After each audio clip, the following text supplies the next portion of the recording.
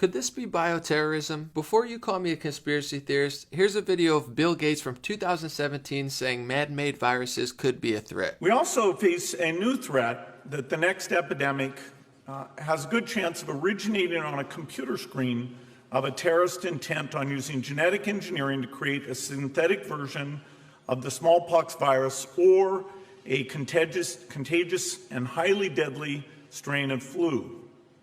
So the point is that we ignore the strong link between health security and international security at our peril. Whether it occurs by the quirk of nature or at the hand of a terrorist, epidemiologists show through their models that a respiratory spread pathogen would kill more than 30 million people in less than a year. And there is a reasonable probability of that taking place in the years ahead. I'm not a scientist or an investigative journalist, but I'm also not a moron. Here's a tweet from China Daily in May of 2018. Take a look at the largest virus bank in Asia. Wuhan Institute of Virology in central China's Hubei province preserves more than 1,500 different strains of viruses. People's Daily China, January 2018. China's first biosafety level 4 lab has been put into operation in Wuhan, central China's Hubei. It is capable of experimenting with highly pathogenic microorganisms. The lab will conduct research into antivirus drugs and vaccines. So Wuhan, China, where this strand of coronavirus happened to start, has a few very important labs where they hold an experiment on live viruses, including what they're bragging about is the biggest one in Asia. Speaking of labs in Wuhan where the virus started, NBC News, January 28, 2020, Harvard's chemistry chair charged with lying about China contract. Federal agents allege the professor violated U.S. law by not disclosing the money he received to the Defense Department, NBC News. So the chair of Harvard's Department of Chemistry and Chemical Biology allegedly violated federal law by not disclosing his involvement in China's Thousand Talents plan to the Defense Department, including money he received. The unsealed charging documents allege that under the Thousand Talents contract, Lieber was paid $50,000 in monthly salary by China's Wuhan University of Technology and another $158,000 in living expenses. Here's where it gets more interesting. He was also awarded some $1.74 million to set up a research lab there. Okay. So if you're following so far, 1,500 live viruses bragging about Wuhan, a stage 4 lab in Wuhan that's the biggest one in Asia, a major figure at Harvard University lying to the Department of Defense and taking millions of dollars to set up a lab in Wuhan, China. Isn't that a bit interesting? I don't know if it has anything to do with it, but what I do know is what I started off saying. Is it possible that bioterrorism is a thing? Well, of course Bill Gates thinks so, but we're going to look into it further. That the next epidemic has a good chance of originating on a computer screen. CBC, can you patent a disease? This was posted on June 12, 2013, and it says here, Dutch group patented genome of Middle East coronavirus, which has killed more than 30 people. So they're talking about a coronavirus that's killing people that a Dutch group had a patent on. In this article, it says the outbreak of a novel coronavirus in the Middle East is not only raising worldwide health concerns, but triggering questions about the ability of organizations to patent the genetic sequences of disease for profit. And then they say the World Health Organization reports that there have been 53 lab-confirmed cases of infection with a new coronavirus called the Middle East Respiratory Syndrome, MERS. In this article, Albert Austin House, a virologist at Erasmus, told Bloomberg News that patenting the virus was a normal thing to do. Indeed, the patenting of genetically modified or isolated viruses is nothing new, says David Schwartz, a patent lawyer and partner at the Canadian intellectual property firm Smart & Bigger. You can't patent a disease condition per se, such as cancer or influenza, says Schwartz, but if you're talking about patenting a life form like a bacteria or virus, if altered by man,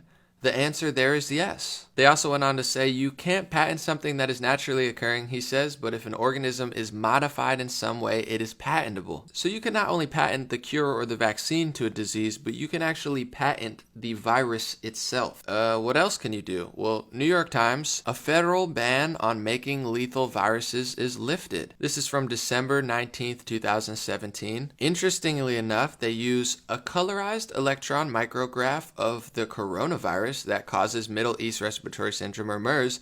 Federal officials ended a moratorium imposed on funding research that alters viruses like this one to become more lethal. Federal officials on Tuesday ended a moratorium imposed 3 years ago on funding research that alters germs to make them more lethal. And once again, the headline, a federal ban on making lethal viruses is lifted. So in some cases, it's not only legal to make a virus more lethal, but you're also allowed to patent the virus itself. You could look into articles, I've read multiple on this stuff. Why are they doing that? Why are they lifting bans? Well, apparently they want to study the virus, of course, like they did in Wuhan. Study it so they can learn more about it so they can heal people. But I'm sure that there's no possible way that somebody could play Frankenstein and create the monster that they didn't mean to, or in many cases, did mean to. And this is not a conspiracy theory. Bill Gates himself suggests this stuff. We also face a new threat that the next epidemic has a good chance of originating on a computer screen of a terrorist intent on using genetic engineering to create a synthetic version of the smallpox virus or a contagious and highly deadly strain of flu.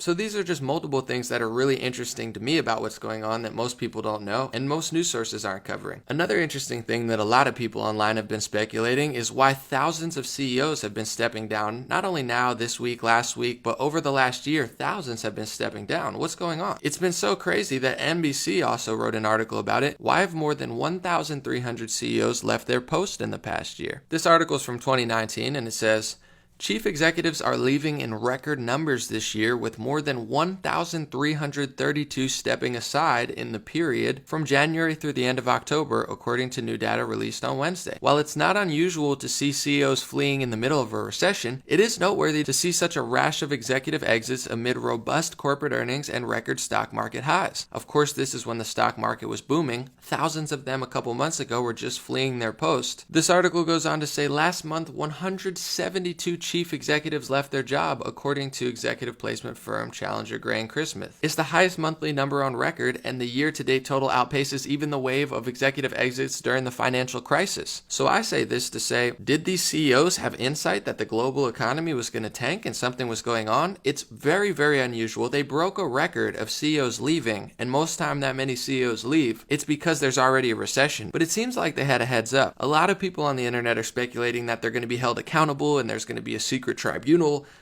I personally don't think so. I think they had a heads up on the economic collapse and they got out of the way and possibly saved money or responsibility for when it did. What's also interesting is Event 201, which a lot of people have been talking about. It is, according to them, a fictional exercise and disease that they ran. They ran a whole meeting thing and filmed it and basically said it was a prop or staged pandemic. They were just speculating or simulating it. This happened in October of 2019 and was released on YouTube in November of 2019 by the people at Johns Hopkins, World Economic Forum, and the Bill and Melinda Gates Foundation, among others. And you could see some clips from this. It's very, very creepy.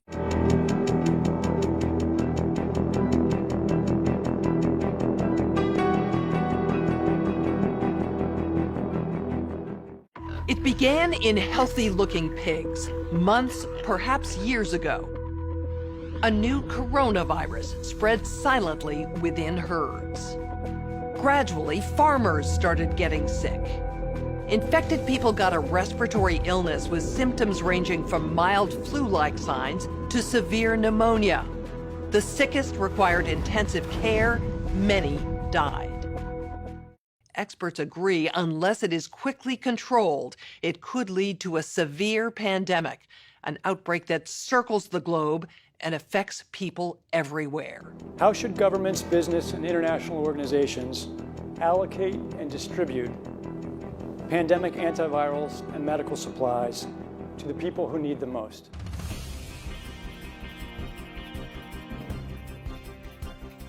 Public health agencies have issued travel advisories, while some countries have banned travel from the worst affected areas. As a result, the travel sector is taking a huge hit.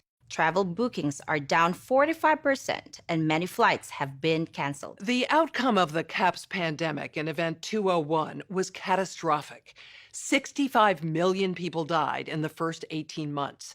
The outbreak was small at first and initially seemed controllable, but then it started spreading in densely crowded and impoverished neighborhoods of megacities.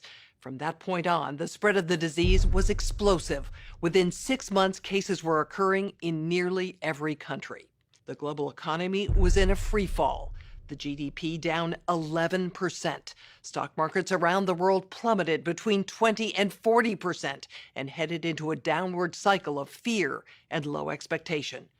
Businesses were not borrowing, banks were not lending. Everyone was just hoping to hunker down and weather the storm. Economists say the economic turmoil caused by such a pandemic will last for years, perhaps a decade. The societal impacts, the loss of faith in government, the distrust of news, and the breakdown of social cohesion could last even longer. A lot of people are speculating on this too, and whether it was their expertise and they just knew something would happen based on their research, or if you look into a lot of stuff, what was going on in Wuhan, what's going on here, a lot of stuff in the world, what Bill Gates said a few years ago, it could be a bioterrorism weapon. I don't know, and I'm not trying to say I do, but this question I'm asking is very valid, and I'm wondering why nobody in the media is asking this question. And I'm going to end this video by saying two things that media experts should be saying, but I don't hear them saying too. The first one is these case numbers that they're talking about, confirmed cases, they're way lower than they are in reality because most people can't access a test kit. If you're the Utah Jazz, if you're a celebrity actor, apparently you can get a test kit if you don't even have symptoms. But a lot of people in this country and around the world who have massive symptoms are getting rejected for tests. So of course this confirmed case number is going to be higher. So until the end of the year it's completely over, we're not going to know a lot of things, including the death rate, including the confirmed cases, and the more confirmed cases is probably going to lower the death rate if you just follow basic math. We'll find out. I'm not saying that for sure, but these are things that nobody's talking about. And the second thing I want to say is we need to get to the bottom of what actually happened here, because what we're seeing in many ways is crazier than what happened in 9/11 as far as the ability to shut down the entire United States economy. You're talking about curfews, business, mandatory government business shutdowns. This is unfathomably crazy. Now, I'm not freaking out. Be prepared. Don't be scared. But we need to get to the bottom of this. We can't face this every single year. If this was bioterrorism, somebody has to figure it out. If it wasn't, we have to be more prepared for this type of stuff and really have intelligent people, world leaders, politicians, scientists, virologists, have the discussion about what's the proper measures to tackle something like this, if this is it, or if there's another method in the future that's not so ridiculously costly on millions of small businesses that might never be able to recover from this. Our economy, which has been tested in a way like it's never been tested before, this is crazier than the 2008 crash. The point I'm getting to is we need to get to the bottom of this. Smart people, good people, media experts that claim they're helping us but really just run us in circles, lie to us, feed us unhealthy products, feed us over prescriptions constantly, feed you sugar and tell your kids to eat sugar cereal in the morning and then tell you, oh, we're helping for you. We're really concerned about your health. I just have a hard time these same people that are so obsessed with abortions and the most disgusting diets that they told us to eat in the 80s and 90s